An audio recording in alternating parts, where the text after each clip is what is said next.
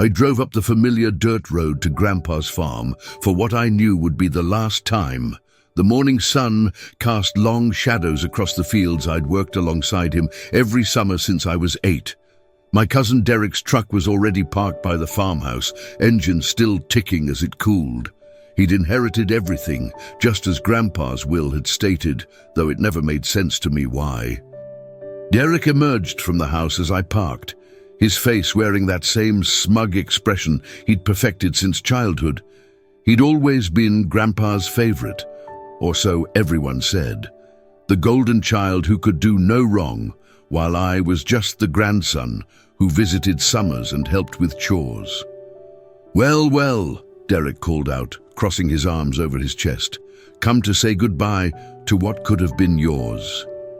I climbed out of my truck, trying to keep my voice steady. "Just wanted to pay my respects to Grandpa one more time. Maybe clean out some of my old things from the stable." Derek's laugh was sharp and cold. "There's nothing in the stable for you. This is my property now, and I want you gone by noon." The words stung more than I expected. This place had been my second home, my sanctuary during difficult teenage years when my parents were divorcing. Grandpa had taught me everything about farming, about life, about being a decent man. Yet somehow Derek had convinced him to leave everything to him. I nodded silently, not trusting my voice. Derek turned and walked back toward the house, his boots crunching on the gravel. I stood there for a moment, breathing in the familiar scent of hay and earth, trying to memorize every detail.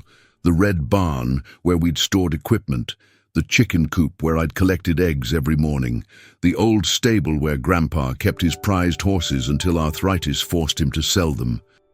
Something about Derek's reaction bothered me. Why was he so adamant about keeping me away from the stable specifically?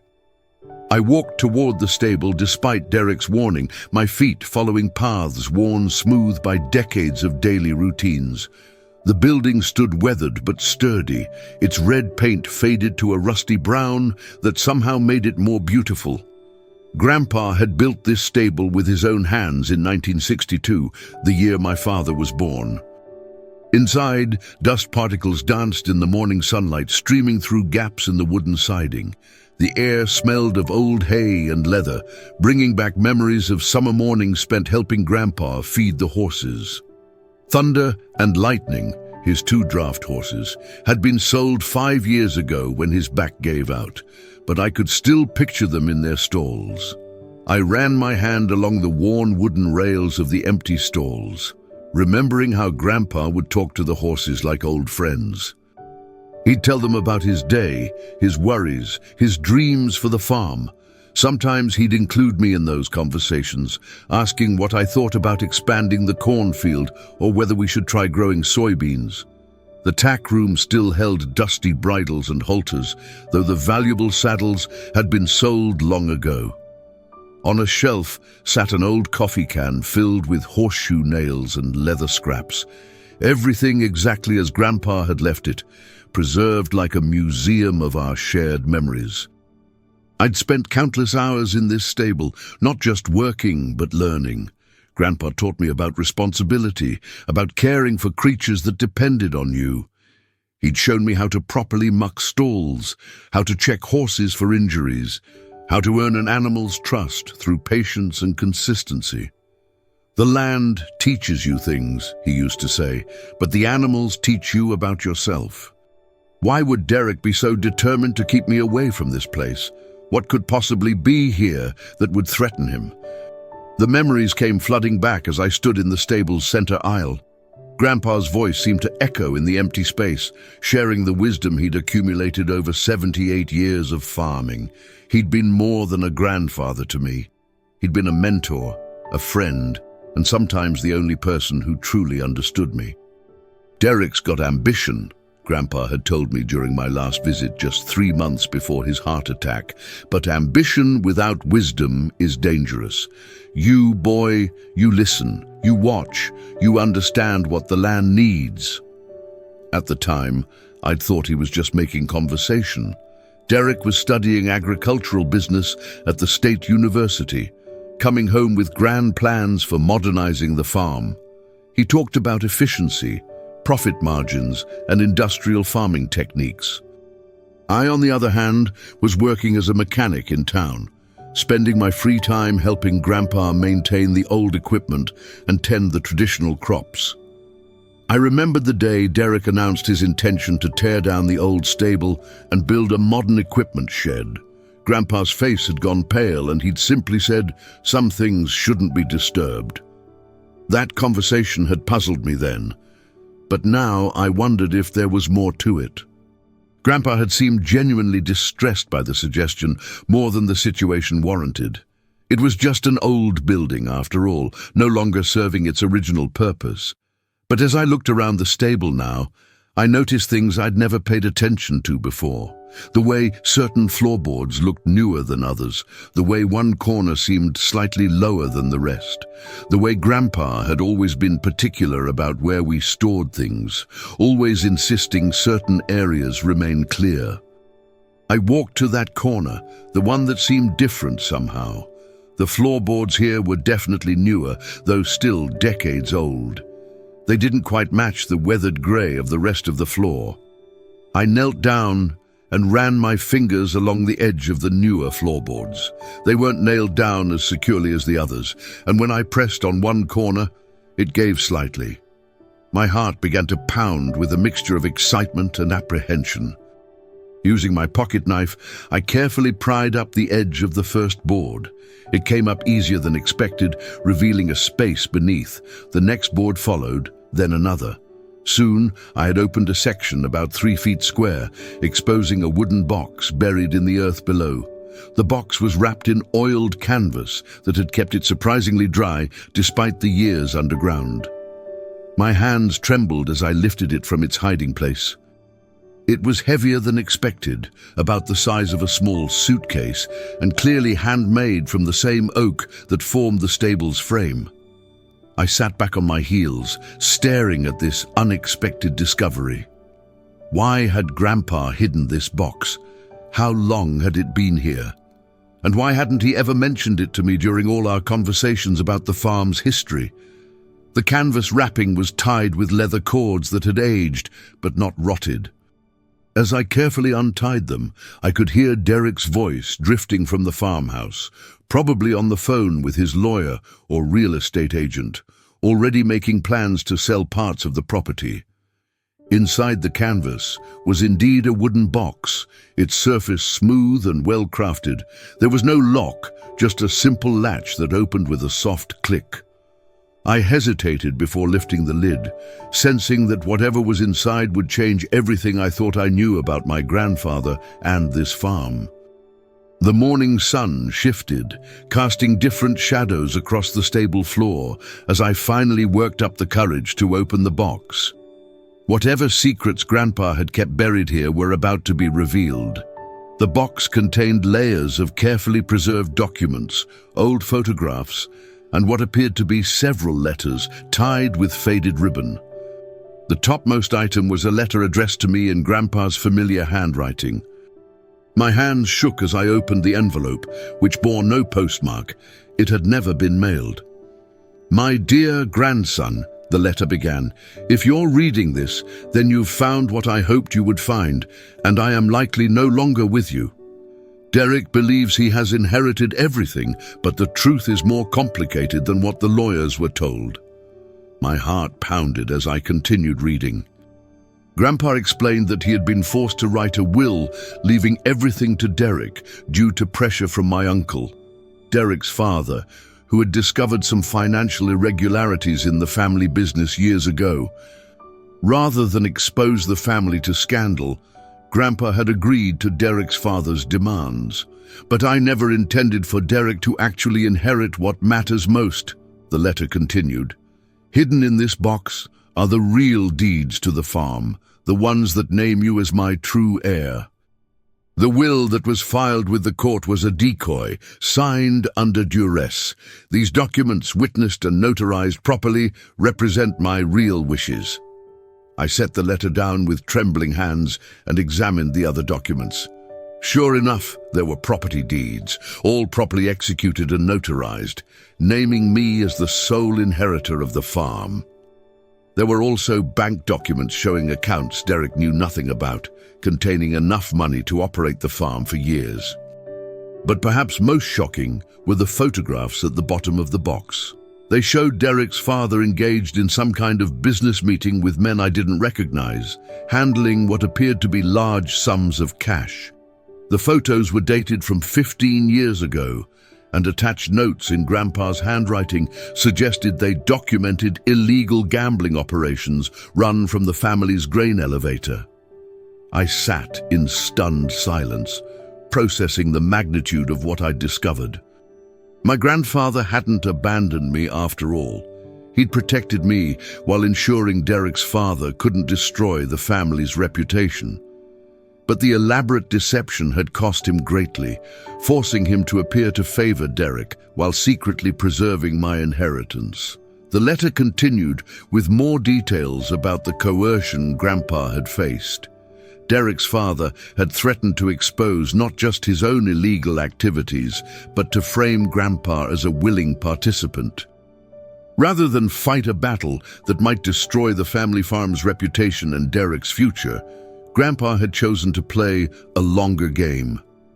"I know this seems cruel," he wrote, "making you think I didn't care about all those summers we spent together, all those lessons I tried to teach you, but everything I did was to ensure that you, the one who truly understands this land, would ultimately inherit it." Among the papers were detailed maps of the property showing the locations of several other buried caches.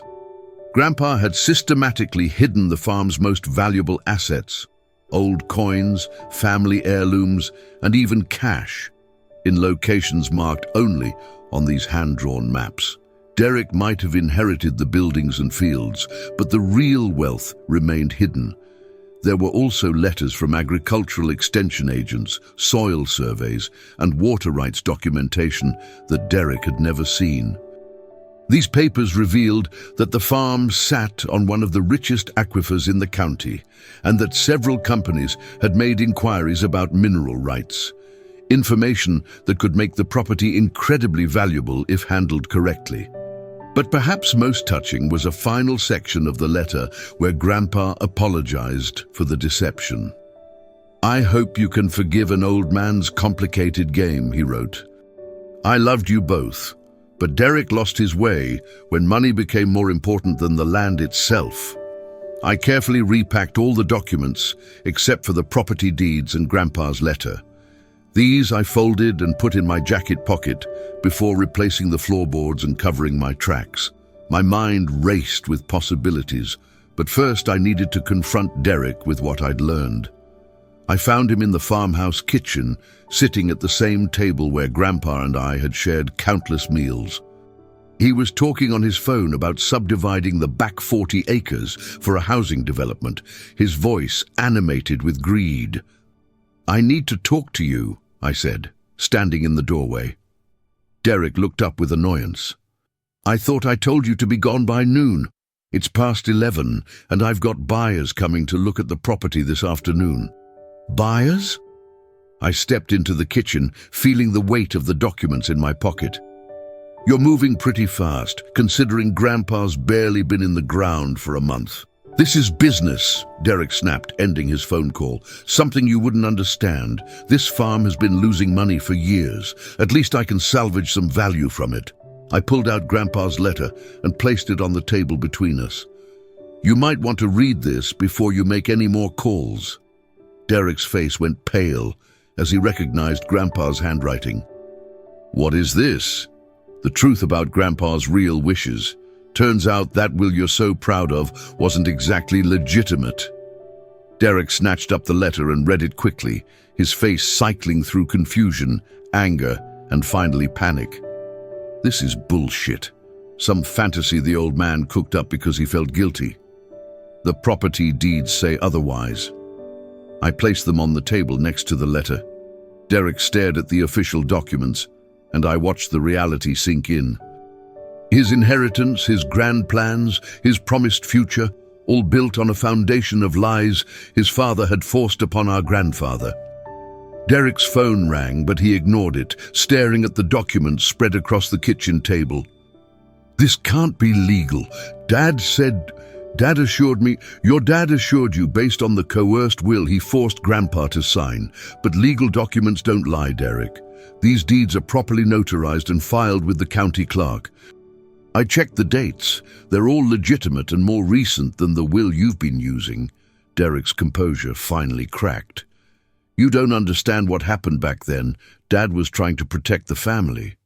"From what? His own criminal activities?" I pulled out one of the photographs showing his father with the suspicious cash. "Grandpa kept evidence, Derek. He documented everything." Derek slumped in his chair, suddenly looking much older than his 28 years. "Dad got involved with some people running gambling operations out of the grain elevator. It started small, just letting them use the facility for meetings, but it grew into something bigger, and when Grandpa found out, the story tumbled out of him. Derek's father had been struggling financially when some men approached him about using the family's grain elevator for their illegal gambling operation. What started as a small rental fee grew into a significant income stream, but also deeper involvement in criminal activity. Grandpa threatened to go to the police, Derek continued. But Dad convinced him it would destroy not just him, but Derek too. The scandal would ruin the family name, make it impossible for Derek to find work in agriculture. So they made a deal that robbed me of my inheritance. Dad said it was temporary, that once things cooled down, Grandpa would change the will back, but then Grandpa had his heart attack.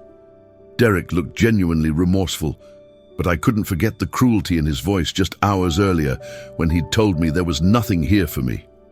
With Derek's confession still hanging in the air, I decided it was time to reveal the full scope of Grandpa's hidden legacy. I pulled out the hand-drawn maps from my jacket. There's more, Derek. Grandpa didn't just hide legal documents. He buried the real valuable assets all over this property. Derek stared at the maps in disbelief. What kind of assets? Family heirlooms, rare coins, cash reserves, enough to run this farm properly for years without having to sell off parcels to developers. We spent the next hour following Grandpa's maps, uncovering cache after cache of carefully preserved items. Near the old apple orchard, we found a metal box containing gold coins dating back to the 1800s. Behind the chicken coop, another container held cash, totaling nearly $50,000, wrapped in plastic and still crisp. But the most significant discovery was near the old well. Here, Grandpa had buried a large cedar chest containing documents that revealed the farm's true value: mineral rights surveys, water rights certificates, and correspondence with agricultural companies interested in long-term land leases. He turned this place into a treasure hunt, Derek said, shaking his head in amazement as we unearthed the fourth cache. But why didn't he just tell someone? Leave better instructions? Because he was protecting the family and buying time, I explained, referring back to his letter. He knew that if your father discovered these assets, they'd disappear into the gambling operation or be seized by the authorities if the criminal activity was exposed. Derek was quiet for a long moment, processing the implications. So, what happens now? You take the farm and I get nothing?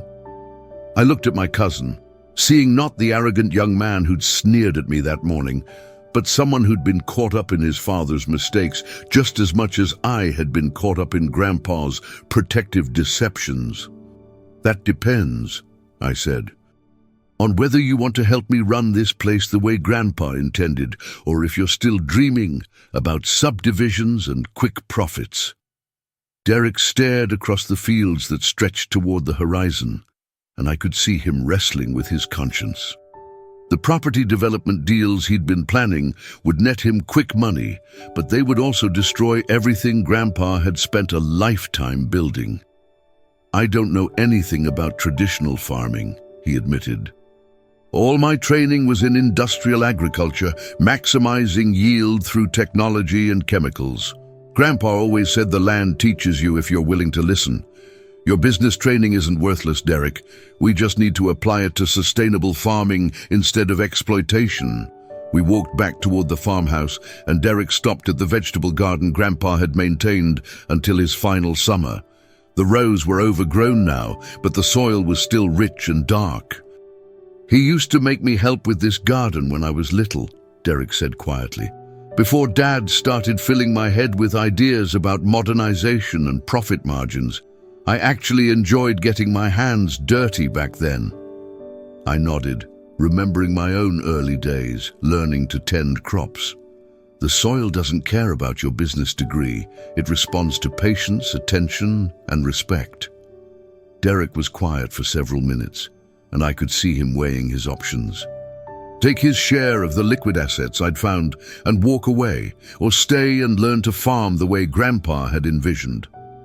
"If I stay," he said finally, "it has to be as an equal partner, not just hired help on land that's legally yours." I'd been thinking about this possibility since we started uncovering Grandpa's hidden treasures. The property documents name me as the sole heir, but that doesn't mean we can't restructure things. We could form a partnership, split ownership legally. You'd do that after everything that's happened. Grandpa loved both of us, Derek. He just got forced into an impossible situation. Maybe this is what he would have wanted all along, us working together instead of competing. Derek extended his hand and I shook it. Partners. Partners. Our first task was canceling Derek's appointments with property developers and real estate agents. The afternoon meetings he'd scheduled turned into awkward conversations as he explained that the farm wasn't for sale after all. "Some of those guys aren't going to be happy," Derek warned after ending the last call. "I may have made some informal commitments." "Nothing in writing, though?" I asked. "No, just handshake agreements, but these are people who expect to get what they want." Ada. We spent the evening going through all of Grandpa's hidden documents, creating an inventory of assets and developing a plan for the farm's future.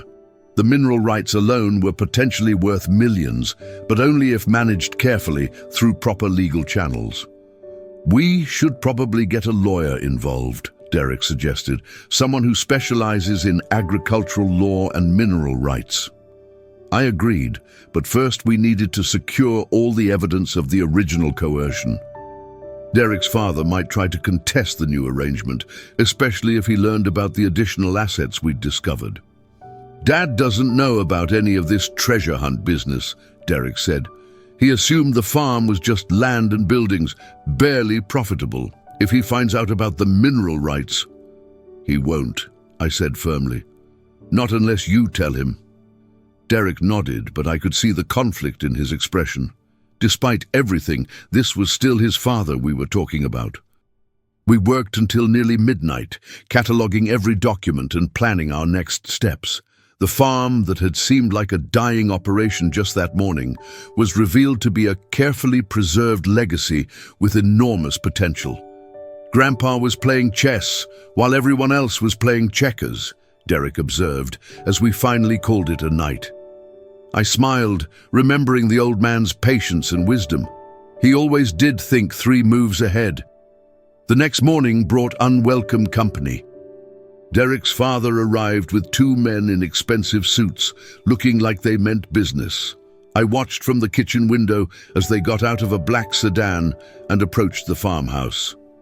"Derek," his father called out, "we need to talk." Derek glanced at me nervously.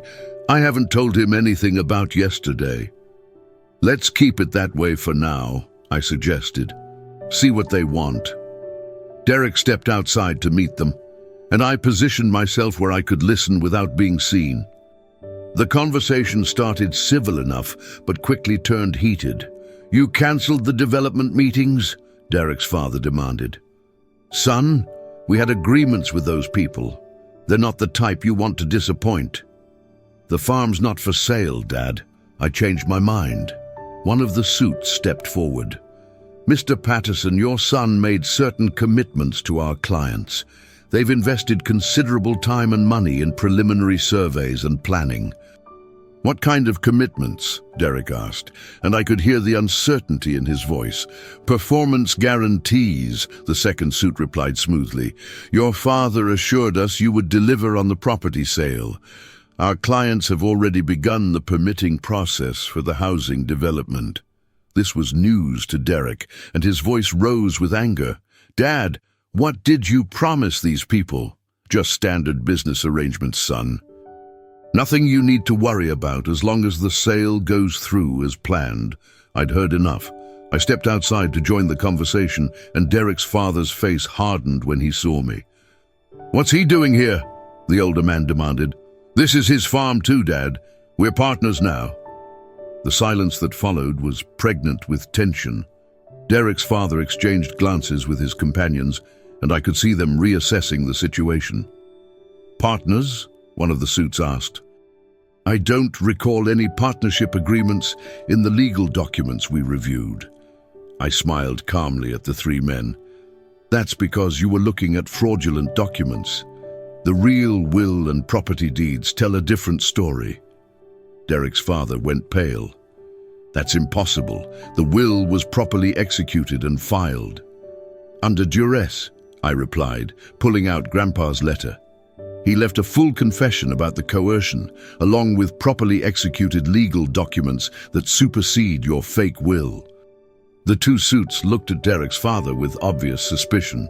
You assured us the ownership was clear and uncontested, one said. It is. This is just some desperate attempt to... There are also photographs, I interrupted, producing one of the images showing Derek's father with the gambling operation cash.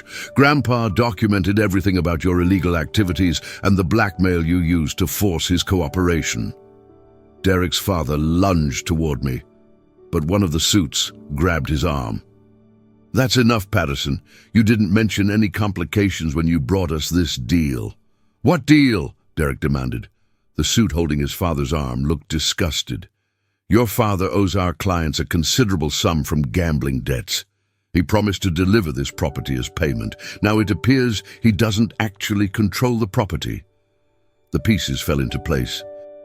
Derek's father hadn't just been involved in illegal gambling. He'd been a customer, and now he owed money to dangerous people. The pressure to sell the farm wasn't about development opportunities. It was about paying off gambling debts. How much does he owe? I asked. $250,000 plus interest, the second suit replied. Money he guaranteed would be paid from the proceeds of this land sale. Derek stared at his father in horror. You were going to use my inheritance to pay your gambling debts. It was temporary, the older man pleaded. I had a system, a way to win it back. I just needed more time. But his son had heard enough. Get off this property, all of you, and don't come back. The suits nodded to us politely. We'll be in touch about alternative arrangements for your father's debt, one said, before they escorted Derek's father back to their car. 3 months later, Derek and I stood in the same stable where I'd made the discovery that changed everything. The space had been cleaned and converted into our farm office, with Derek's business expertise combining with my mechanical knowledge to create efficient operations plans. The legal battles were behind us. Derek's father's debts had been settled using some of Grandpa's hidden cash reserves, and he'd agreed to a restraining order keeping him away from the property. The real property deeds had been validated by the courts, and our partnership agreement was officially filed. The Mineral Rights Company wants to schedule another meeting, Derek reported, reviewing our correspondence. Their lease offer is up to $12,000 per month just for exploration rights. Grandpa would have liked that, I said. Steady income without selling the land itself. We'd implemented sustainable farming practices that honored Grandpa's methods while incorporating some of Derek's modern efficiency techniques. The farm was not just profitable, but thriving, with contracts to supply organic produce to several local restaurants. Derek had proven himself capable of honest work, and our partnership had grown into genuine friendship. The arrogant young man who'd sneered at me that first morning had been replaced by someone who understood the value of patience and tradition. "I keep thinking about that morning when you showed up," Derek said. "If you hadn't decided to check the stable one last time." "Grandpa knew I would," I replied confidently. He understood that some people can't resist investigating when someone tells them there's nothing to find. We'd found letters among Grandpa's papers indicating he'd been watching both of us for years, evaluating our character and commitment. The elaborate treasure hunt hadn't been just about hiding assets. It had been a test, a way to ensure that whoever inherited the farm would be worthy of its legacy. As the sun set over the fields we now tended together, I silently thanked my grandfather for his wisdom and patience. His complicated game had ultimately brought justice and restored the family bonds that his son's greed had nearly destroyed. Thank you so much for listening to this story of hidden treasures and family secrets. I hope you enjoyed discovering the truth alongside me in that old stable. Please let me know in the comments what part of the world you're listening from. I love hearing where these stories travel. And if you enjoyed this tale of unexpected inheritance and family redemption, please subscribe to the channel for more stories that prove sometimes the most valuable treasures are hidden in the most ordinary places. Until next time, keep exploring and never stop believing that truth has a way of surfacing when we need it most.